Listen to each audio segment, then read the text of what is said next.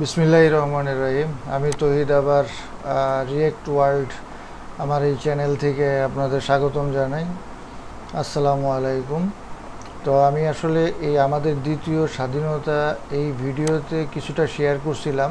আমি আসলে এখন অনেককে দেখি যে এই আমাদের যে দ্বিতীয় স্বাধীনতা বলি আমি, সেকেন্ড ফ্রিডম, সবাই অনেকেই বলে, ছাত্র বিপ্লব বলে, গণবিপ্লব বলে, যাই বলুক, এই খুনি ফেসিস্ট জালিম শেখ হাসিনা পতনের যে আন্দোলন, সেই আন্দোলনে আমি আসলে কিছুই না, আমি কিন্তু ছাত্রদের পাশে দাঁড়াইতে পারছি, এর যে একটা অনুভূতি সেটা আমি এই ভিডিওতে হালকা আমি একটু শেয়ার করছিলাম।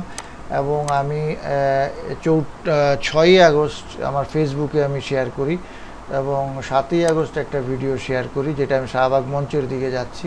তো আমি আসলে ভাবলাম যে এই ভিডিও দুইটা একটু আমার ইউটিউব চ্যানেলে শেয়ার করি আপনাদের সাথে। তো আসলে হয়তো আমি একদিন থাকবো না, এই ভিডিওগুলো থাকবে। আমি যে 1990-এর শেখ স্বৈরাচার এরশাদের আন্দোলনে সক্রিয় ছিলাম, তখন আমি ঢাকা ভার্সিটিতে মাত্র 1990 সালে ঢুকি, মানে আমার সেশন, এবং সেই আন্দোলনে আমি সক্রিয় ছিলাম।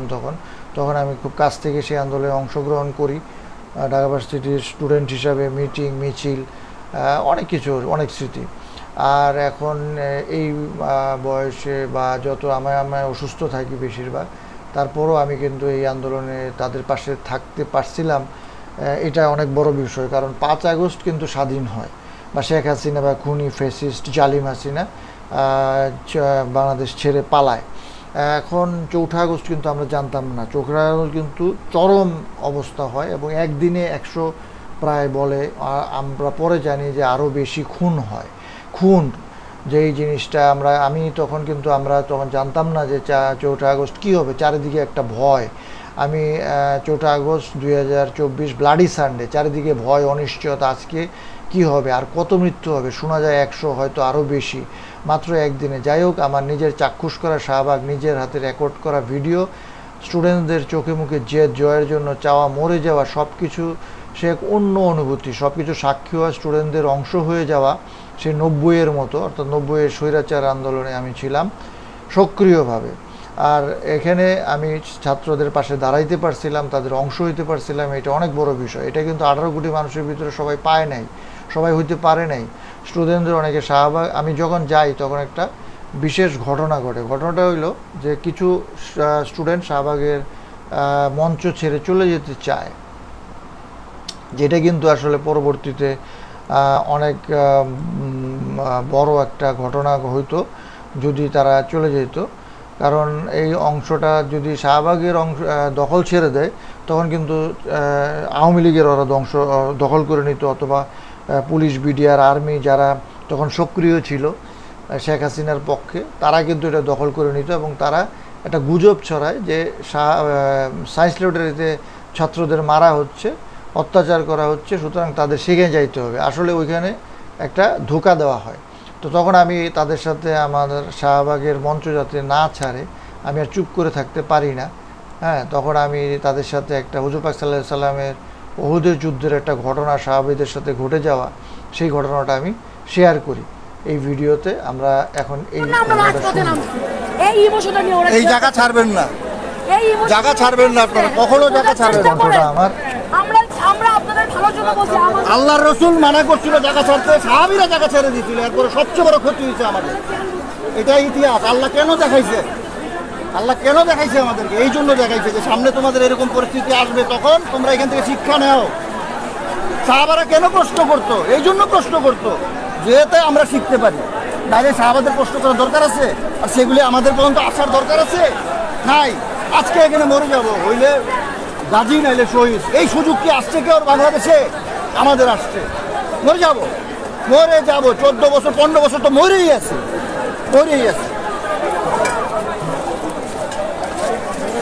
এই জায়গায় যখন নিতে পারতেছে না, এই জায়গা থেকে সরাইতে চাই, এই জায়গা থেকে আপনারা কেউ সরবেন না।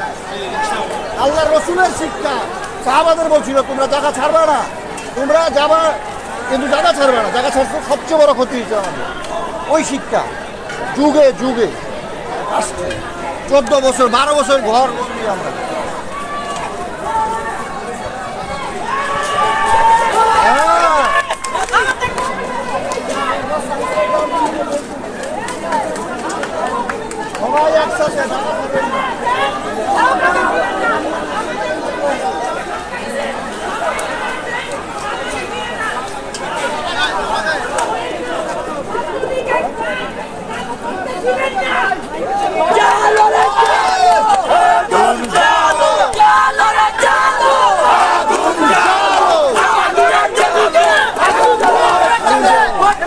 গদিতে আগুন জ্বালাও একসাথে স্বৈরাচারের গদিতে আগুন জ্বালাও একসাথে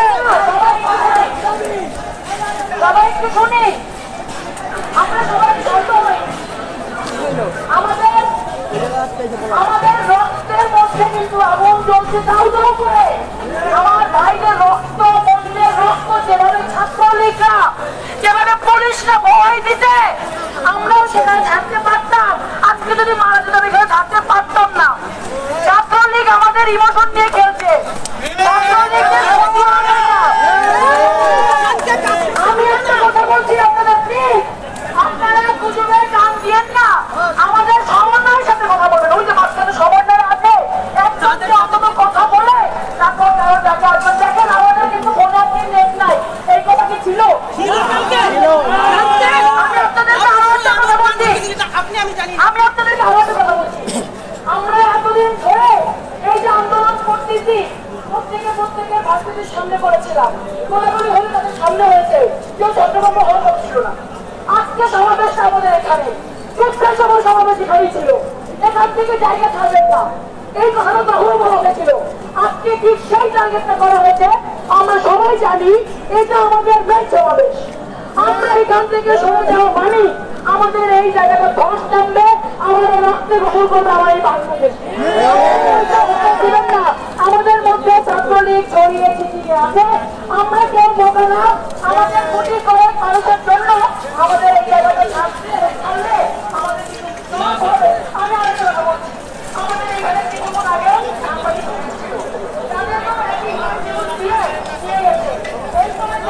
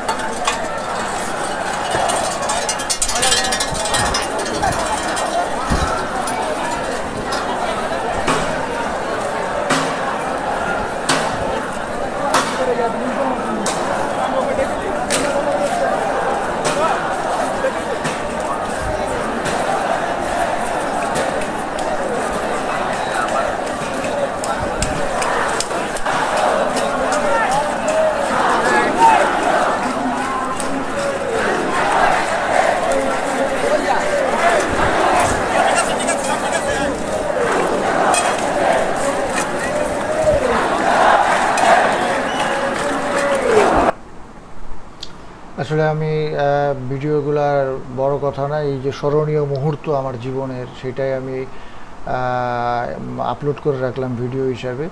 তো শাহবাগ মঞ্চের দিকে যখন আমি যাচ্ছি তখন আমি দেখতেছি যে আওয়ামী লীগের পান্ডারা একদিকে দখল করে রাখছে এবং সাথে পুলিশ আছে এবং অপর দিকেই আসলে শাহবাগ মঞ্চ। তো আমি যেখানে যাই তো সেখানে এখানে এটা 7 তারিখে ভিডিওটা ফেসবুকে আপলোড করি, তো সেটাও এই ভিডিওটার সাথে আমি রেখে দিলাম যাতে একসাথে থাকে।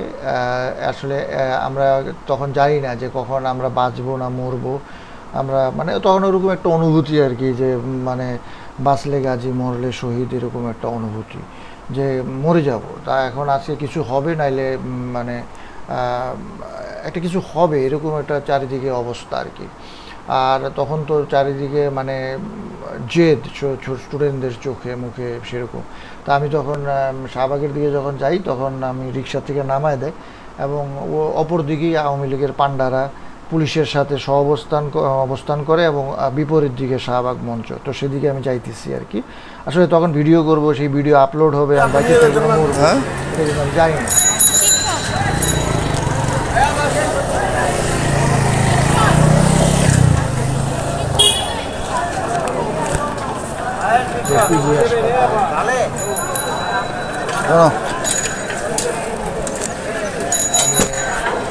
হাইটে হাইটে মঞ্চে দিয়ে যাচ্ছি, একদম শাহবাগ মোড়ে আর কি মঞ্চ।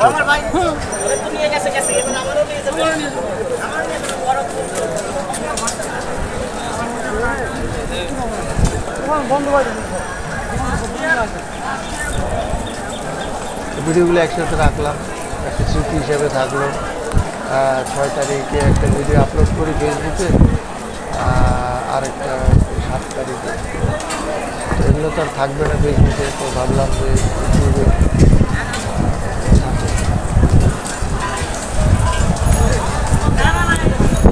ভিডিওটা খুব বেশি বড় না, একটা ভিডিও করছিলাম সেটা আসলে খুঁজে পাচ্ছি না। তো যাই হোক, সেটা বড় কথা না, বড় কথা হচ্ছে যে আমাদের সাথে শেয়ার করা এই মুহূর্তগুলো রাখা আমার জন্য খুব স্মরণীয়। সেদিন বাঁচবো কিনা মরবো কেউ কিন্তু জানে। তো 4 তারিখ মানে ভয়াবহ, জালিম ফ্যাসিস্ট সরকার একটা মানে মরণ কামড় দিতেছে 4 তারিখে। 5 তারিখে তো সে পালায় গেল। তো 4 তারিখের এই ঘটনাগুলি খুব মানে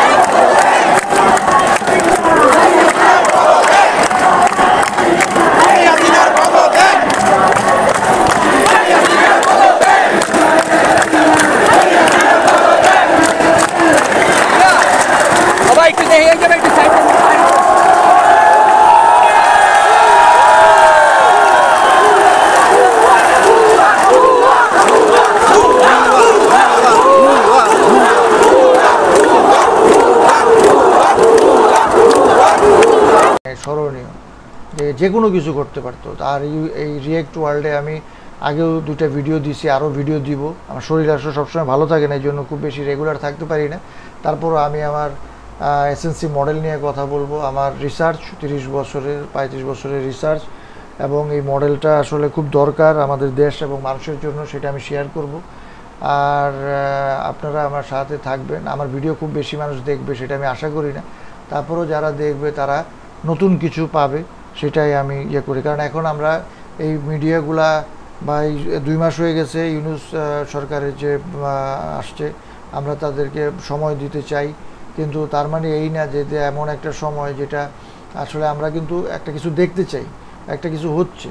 তো সেটা কি হচ্ছে সেই বিষয়ে আমরা সামনে ভিডিওতে কথা বলবো। আর আগের মতোই কিন্তু মিডিয়াগুলো রয়ে গেছে, আগের মতোই দ্রব্যমূল্য রয়ে গেছে। কেন রয়ে গেছে?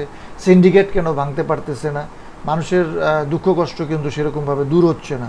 এখনও আহতরা হাসপাতালে কাতরাচ্ছে, এটাও শুনতে পাই। কত সত্য কত মিথ্যা সব কিছুই কিন্তু আমাদেরকে বিবেচনা করতে হবে, সত্য কি মিথ্যা কি।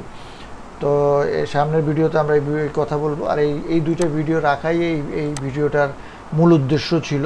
তো সেই জন্য আমি আজকে ভিডিওটা এখানেই শেষ করতেছি। আবার সামনে কথা হবে। আল্লাহ হাফেজ।